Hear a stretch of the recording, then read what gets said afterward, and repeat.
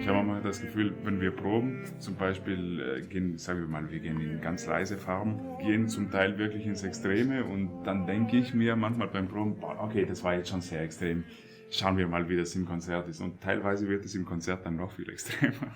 Ja, weil einfach die Möglichkeit da ist und man merkt, dass die Spannung auch im Publikum getragen wird und dann loten wir das halt eben bis ins Extremste aus. Die Gefahr ist natürlich dann irgendwann da, dass es manieriert werden könnte, aber ich denke, da passen wir beide sehr gut drauf auf, dass es immer noch eine Natürlichkeit hat, was uns, glaube ich, beiden sehr, sehr wichtig ist.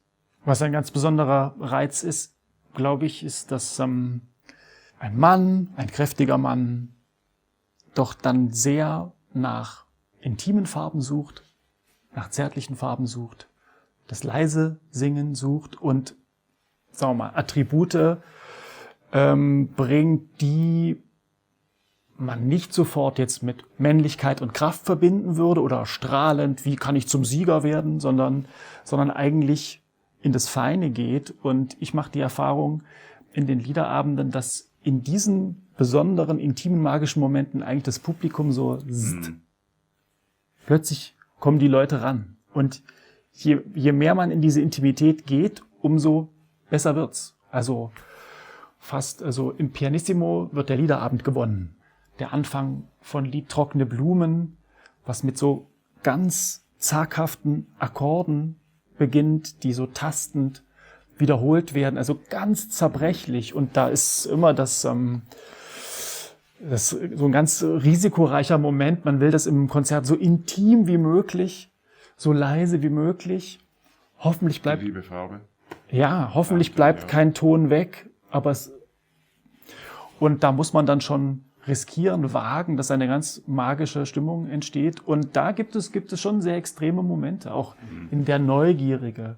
Also man spielt zum Teil mit 2 Fingern. Und das gibt dann auch wieder im Umkehrschluss die Farbe in der Gesangsstimme also ein bisschen vor. Also wenn das Klavier kann ja ein wahnsinnig leises Instrument sein. Also wenn ich nur mit einem Finger und hier noch eine Terz dazu, das ist nicht laut.